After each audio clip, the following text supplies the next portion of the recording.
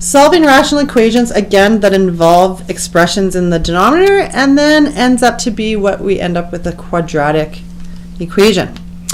So just like before, the very first thing I want to do before anything else is I want to factor everything that I can. So I'm going to factor, and mainly just your denominator. You don't have to factor your numerators, and in this case we really can't. So I'm going to leave this as a 2x squared plus 8x minus 6. I'm going to factor this denominator to be 2 bracket x minus 7. So when I do that, these two factors are similar to these fractions over here. So we don't have to consider multiplying this whole thing by anything because this already has the same lowest common denominator. So now I'm going to talk about my lowest common denominator, which would be a 2 times an x minus 7. I'm also going to talk about my non-permissible value, which in this case x cannot equal a positive 7. Alright, so now I'm ready to remove these fractions. So in order to remove those fractions, I'm going to multiply every fraction by my entire denominator.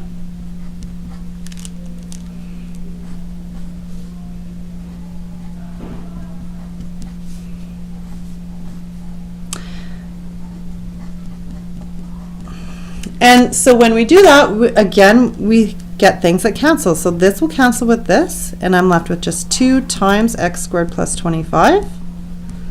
Plus, here my 2's are going to cancel. I'm left with an x minus 7 times an x plus 5. And here, both of these values are canceling. So I'm just left with a 2x squared plus 8x minus 6. So again, I'm going to expand both of these values. So I get a 2x squared plus 25. Sorry, I lied. That's plus 50. Here I'm going to FOIL this out. So I get an x squared plus 5x minus a 7x minus a 35. On the right side, I still have a 2x squared plus 8x minus 6.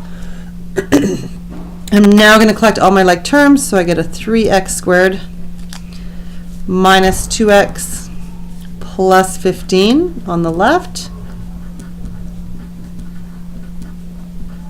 and 2x squared plus 8x minus 6 on the right hand side. So now we are ready to solve this equation. So to solve this equation, what we end up with is a quadratic equation. Again, so how do you solve a quadratic equation? We want to move everything to one side of the equation and make it equal to 0. So when I do that, this is going to become just a 1x squared. This is going to become a minus 10x. And this is going to become a plus 21. Alright, so once you're at this point, how do you solve this now? Okay, most efficient way is to factor if you can. If not, you go to your quadratic formula. So what factors of positive 21 add to a negative 10? Well, it would be a negative 7 and a negative 3. So my solutions for this equation should be positive 7 and a positive 3.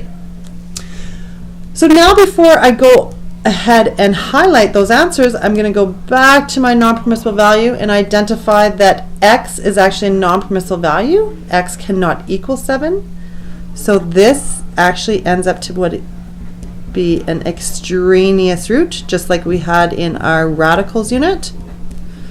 Okay, and so my only solution would be x is equal to 3. And that is how you solve rational equations.